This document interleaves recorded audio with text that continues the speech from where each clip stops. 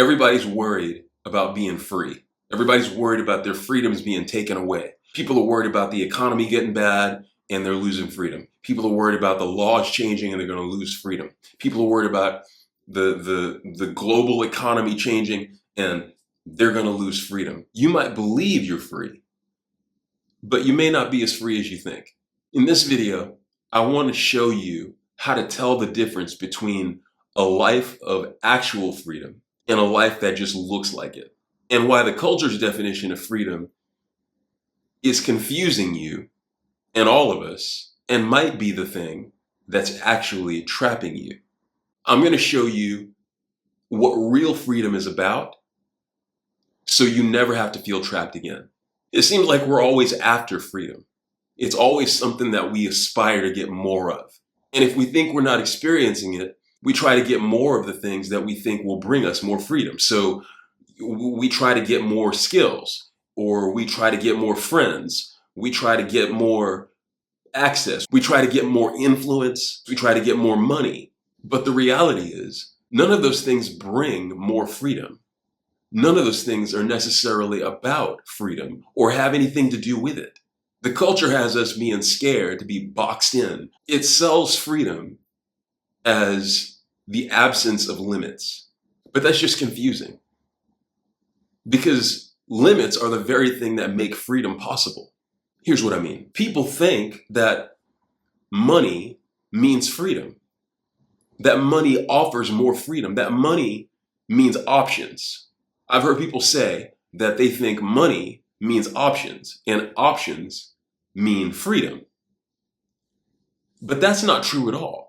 Money just gives you more access to whatever was driving your life in the first place. So if you're prone to hiding, it just gives you access to buy a better mask. If you're prone to addiction to consumption, food, alcohol, drugs, porn, TV, whatever. If you have more money and you're enslaved to that stuff, you just have more resources to buy a more exclusive product. We chase freedom. We crave it. But if you're following the patterns of design the way God intended it, you don't need to chase freedom. Freedom becomes a result of living according to how you were designed. The fact is, limits don't restrict your growth. They direct it. Back when I had fitness training clients, I remember that I would sometimes put parameters around certain aspects of a person's engagement with the program. So for example, I might say, hey, eat less fat, and I would give them a specific number. Or I would say, eat more protein, and I would give them a specific number. What I found was that no matter what the parameter was, clients often took the parameter and felt like they needed to do something other than the parameter to be successful. They figured, if I said have 130 grams of protein, well, if 130 grams of protein are good, 170 must be better. And if I said have 60 grams of fat, 20 must be even better. It was like they thought that the parameter, if they could find a way to escape it, they would experience more success, even if the parameters themselves were intended to give them the most success. They thought that by being free of the parameter, they could get more of what they wanted. But that's not how design works. Limits don't restrict your growth. They direct it. And they almost guarantee it. Culture keeps saying, don't box me in, don't box me in, I don't want to be in a box. Don't box me in, I want to get out of this box. But the right box is what makes you bloom. We think boundaries suffocate us, but they're the very things that help us grow.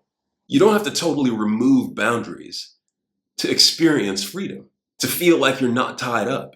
When you accept the limitations of your design, the parameters, the boundaries, when you embrace the very things that we tend to run from as a culture, you'll find that you're as free as you could possibly be.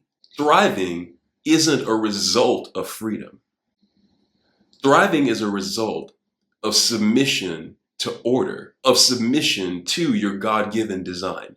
Culture says you need to have more freedom to be whoever it is you want to be.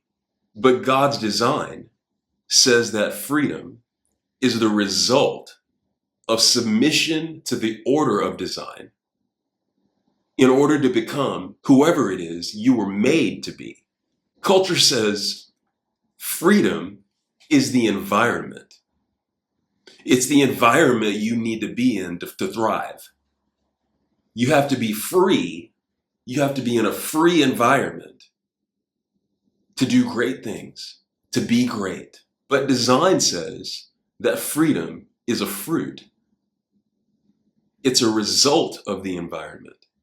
By the way, an environment has places it starts and stops. If you go to the Alps, if you go to the rainforest, if you go to the Mississippi Delta, to the swamp, anywhere you go, when you're talking about an environment, you're talking about boundaries. The parameters of the environment are what makes it be able to be identified as an environment. An environment is not a boundless thing. It has limits. It has boundaries. So think about that. Culture is saying that freedom is an environment. Freedom is an environment that you need to live in order to excel, to succeed, to thrive, to grow. But if freedom is an environment, then it also has boundaries. It has limits. And that's the irony. Environments always have boundaries. That's what makes them environments. A rainforest has a border, an ecosystem has edges, even an ocean has a floor. But culture tells you that freedom is an environment without limits, without bounds, without boundaries. But if freedom is really an environment, by definition, it can't be boundless. It has to have boundaries. But the culture never tells you where those are.